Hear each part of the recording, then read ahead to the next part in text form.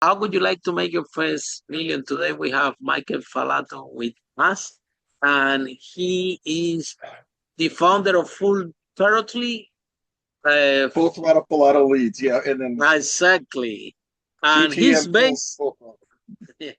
and he's based in Florida. So that's I'm very happy to have you here. So tell us, Michael, what are the 5 steps you recommend entrepreneurs in order to make the first million? Welcome to Unstoppable Podcast with Harry Sardinas, inspiring conversations with influential millionaires, investors, thought leaders, entrepreneurs who are making a massive difference with their innovative products and services, and sharing the challenges and wisdom of how they sold their first million.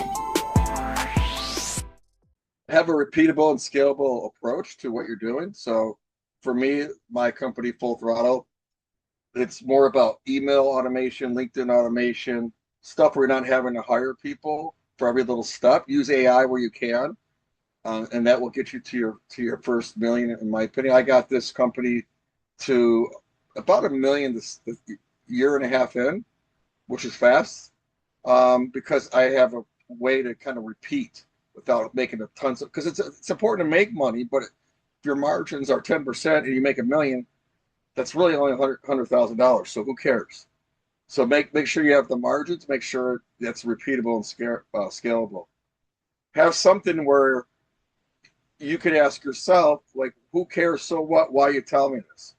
So those things in your brain that you think about, like, I got to make sure what I sell somebody cares about. It's not about my features and functions and buttons. It's more about how can I help their business grow. So they're using things like roundtables, podcasts like you have, masterminds, making them feel like they're part of something versus trying to sell them something. So those are the top 2 things, 3 things I would suggest. And then make sure you have more than one way of helping them too. So it's not just email, it's not just LinkedIn, it's not just podcasts, it's not just roundtables. Have a multiple things and always keep on growing using AI and using automation. Does that answer your So, question? yeah. So tell us your story, why you become an entrepreneur. I was selling for the last 25 years, so I wanted to make sure that I could come up with something that's different and something where I could make more money than just being a software sales guy. So tell us about inbound leads. How this is work and how can you get more customers from LinkedIn? Yeah, the whole inbound is you got to do the right amount outbound. So I set up a list of people that you want to go after. I send them 3 to 4 emails, and usually inviting them to a roundtable or mastermind or a conference that you're going to attend. Same thing with LinkedIn. The whole idea is to drive people to that event, whether it's online or in person. So that's kind of how you take care of things. It's not just about volume, it's about hitting the right people with the right message at the right time.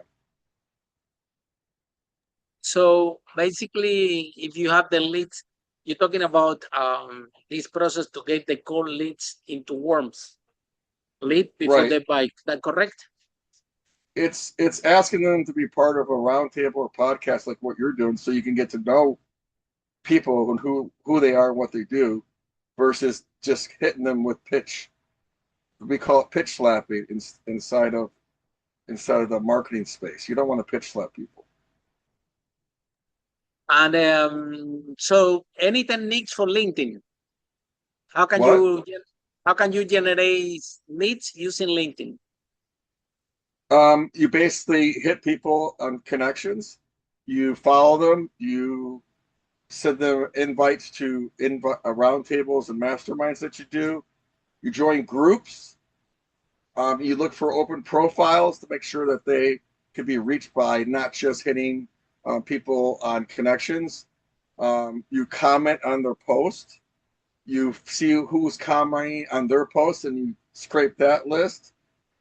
You make sure your LinkedIn is not a front-facing resume, but it's more about how you help somebody.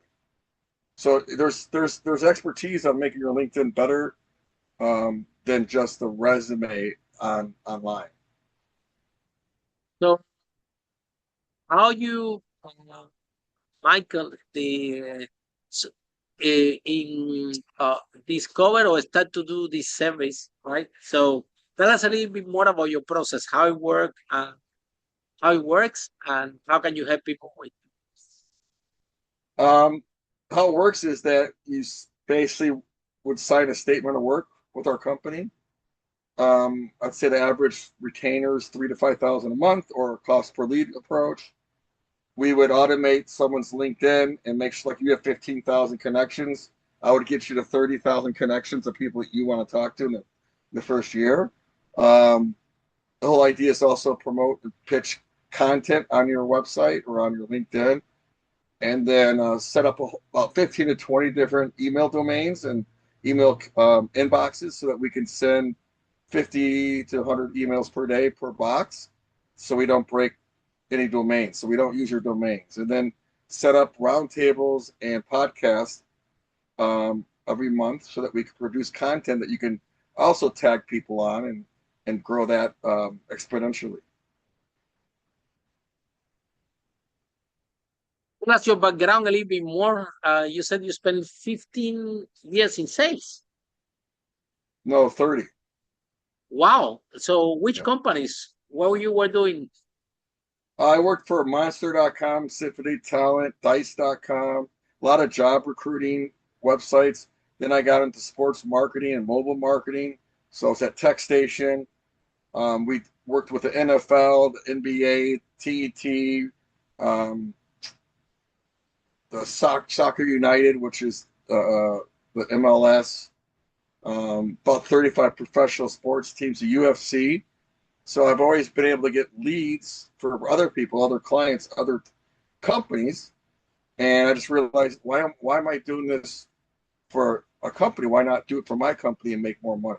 So I went from $250,000 to $300,000 a year in salary and commission to about $1 million a year.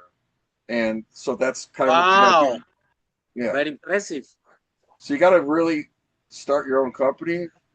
Kind of like you, I think you have too. It's like, why am I making other people rich? I can make more money by doing the right thing at the right time and offer something that's different. Tell us a little bit more about this transition between corporate to entrepreneur, because when you're in corporate, well, you're making less money, but at least somebody come and tell you, hey, you have to do this. You say, well, I'm sorry, this is not my job. So when you have your own company, everything is your job. It's not only sales, marketing, everything. all these startups I've always done way more than just a sales guy or VP of sales. So when you're at a startup, you're always doing multiple tasks. And I've never been the one that says this is not my job. So that wasn't a big change. But the thing is, I was starting to build this company when I was at another company, and gradually graduated away from that full-time job because it wasn't worth me doing anymore. So it is nice to have, not to do a dead stop of one company that you're working for and like, I want to start my own company. Start building it while you're at some other company, but just be responsible and ethical, that you're not taking time completely away from the company that's paying you salary. So, but you should always have two things cooking versus one egg in the basket. And that's why I like working for my company, because I have 15 different clients, and if I lose one, it's not a big deal.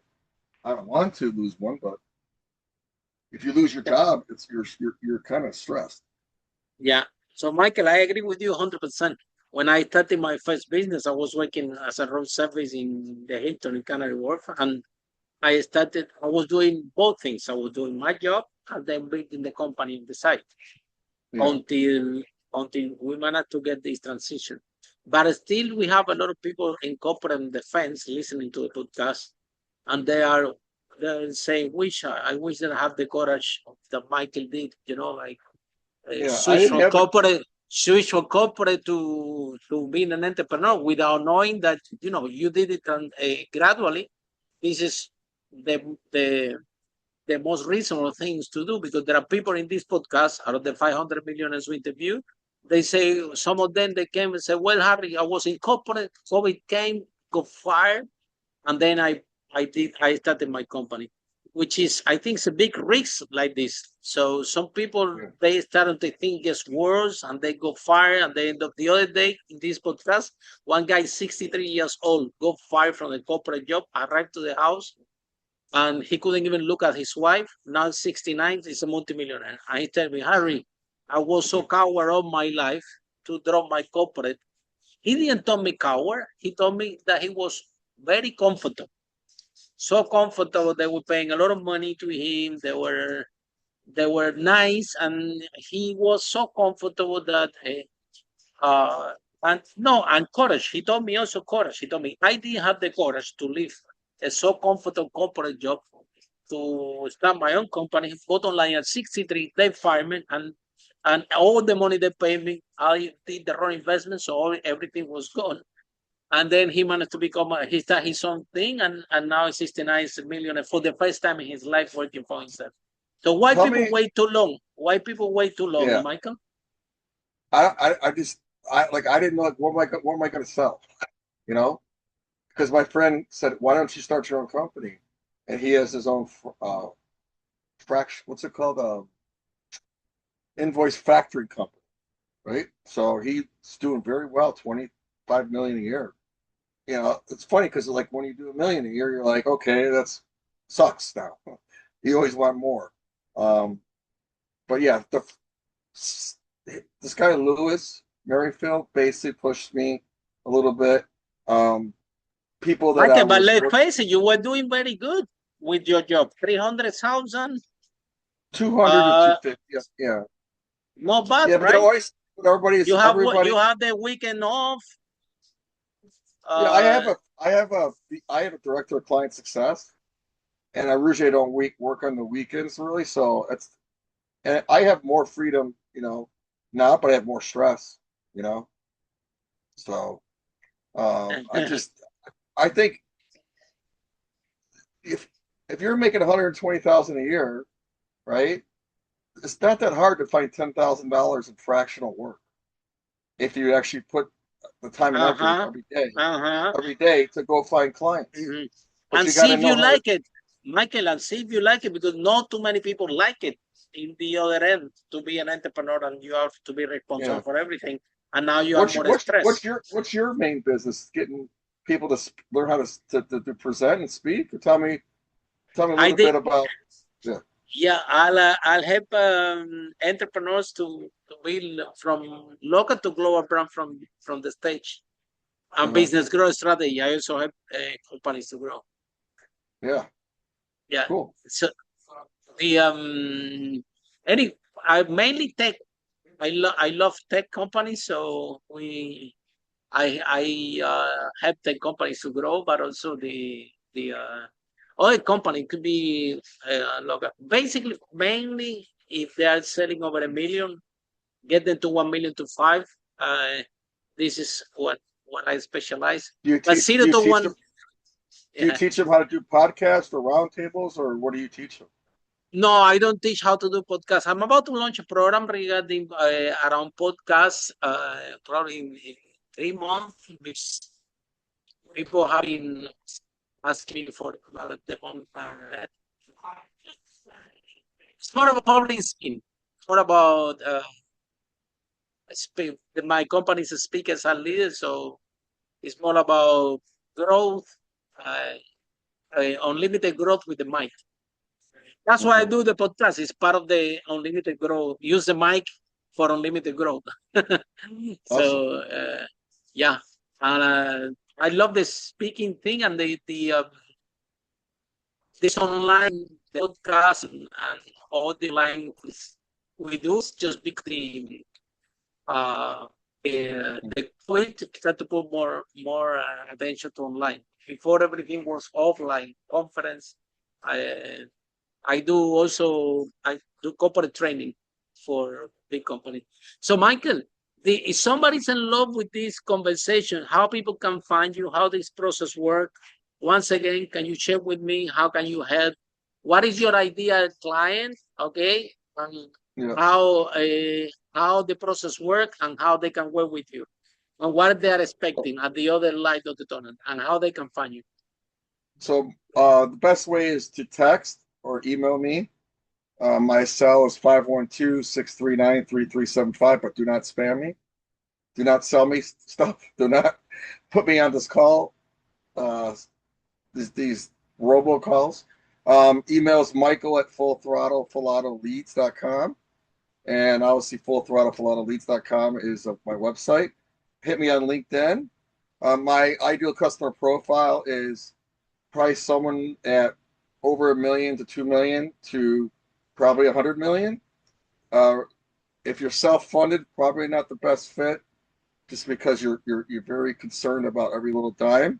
And I want someone that has the growth attitude, which is someone that probably got angel or seed round or Series A. And then something that's not selling ice to Eskimos.